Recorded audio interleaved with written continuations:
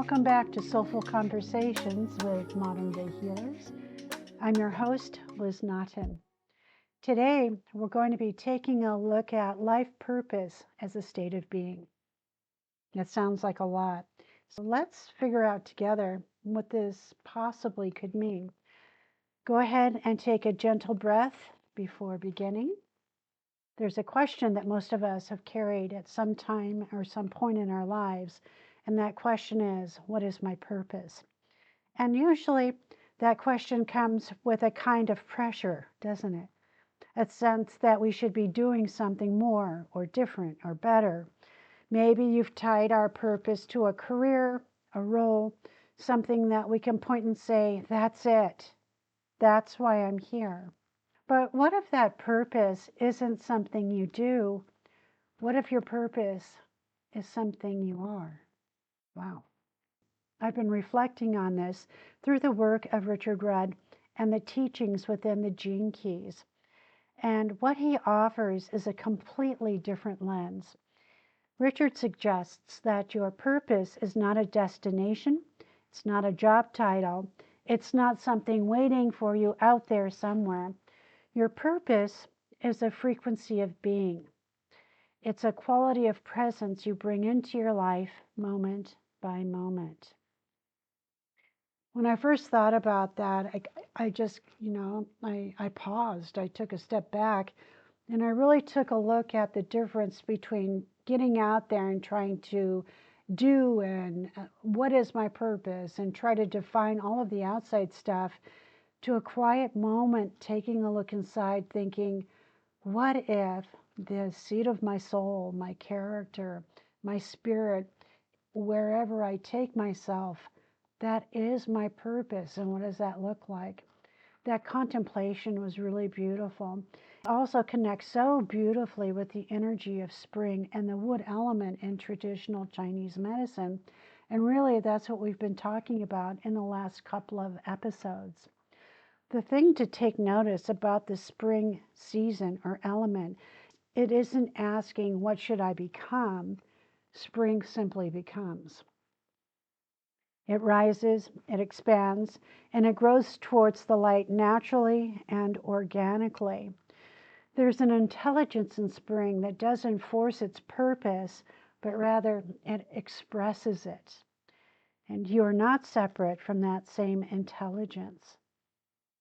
Just let that sink in for a minute. You and I are not separate from that same intelligence. Instead of asking, what should I be doing with my life? I want to invite you into a different question. Who am I being as I live my life? Because that's where it all begins to shift. And it certainly did for me as I began to contemplate that. For those of you who are not familiar with the Gene Keys that was developed by Richard Rudd, it's this beautiful philosophy that takes the I Ching and also your natal chart, your astrological chart, and based on that information, it creates a profile of who you are when you came onto this earth. It has 3 different areas for you to take a look at, and I'll talk about those in just a second. But in the Gene Keys, there's an understanding that we all move through these 3 layers. The first one is the shadow, which are reactive patterns. Those are places where we feel stuck, contracted, or triggered. And it's those weird things you keep doing and you're baffled. It's like, I can't believe I just did that again. If that's the case, it could be that your shadow side is trying to get your attention so that you can take a look at it, brush it off, reclaim it, so that the next step, you can start to develop that into your gift. And that's actually the second level.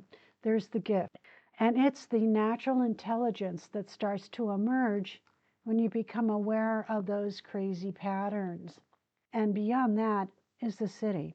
And that's the deep presence, coherence, and alignment that we get to experience once we've practiced our gift long enough that the shadow transforms. My experience with working with the shadow and keep working at those patterns, turning them into something different, is total freedom. So when those do come up today and I notice, oh, here I am again, I can just gently pause, recenter myself, and remember to take a nice deep breath in and then sink into my dantian. A reminder, the dantian is 2 finger widths below your belly button. That is an incredibly powerful power point. You can put your hands over that and just rest it there. And that really helps you get back into kind of like the seat of your soul. And once you get present like that again, you have more choices, and also your clarity of mind completely changes. That is a part of the city. Just to go back over it, it's a state of deep presence, coherence, and alignment. Your purpose isn't separate from these. Your purpose is revealed through them. I began to take a look at different ways to change that thinking or change the behavior or even change the place where I get triggered. The key is change, becoming aware and doing something different. And then very slowly over time, that changes into a higher frequency. Let's bring this into our own experience. Right now, I want you just to gently take a look at or reflect on where in your life do you feel stuck?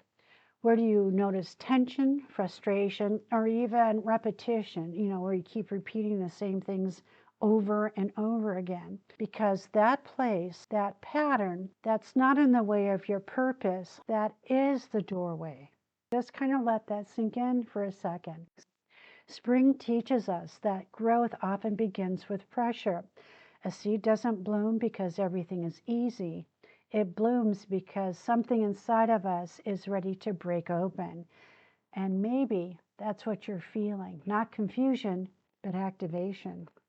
Instead of trying to fix or escape those patterns, what if you just simply sat with them? I would like to offer you something that you can begin doing right now. Take one recurring theme in your life. Maybe it's control or comparison or burnout, whatever it is, and just spend a few minutes with it, not analyzing, not solving, just noticing. You might ask yourself, what am I feeling in my body when this comes up? What is this pattern asking me to see? Or who am I being in this moment? This is the practice of contemplation, and it's very different from trying to figure it out. Softer, and it's more spacious approach. And by contemplating, it allows something deeper to emerge. Another shift you can explore is this, moving away from outcome into frequency. Instead of asking, what is the right path for me? Try asking, what happens if I embody trust today? Or what happens if I move through this moment with openness or patience or courage? Because life begins to reorganize around the state you hold. And that's what frequency is all about.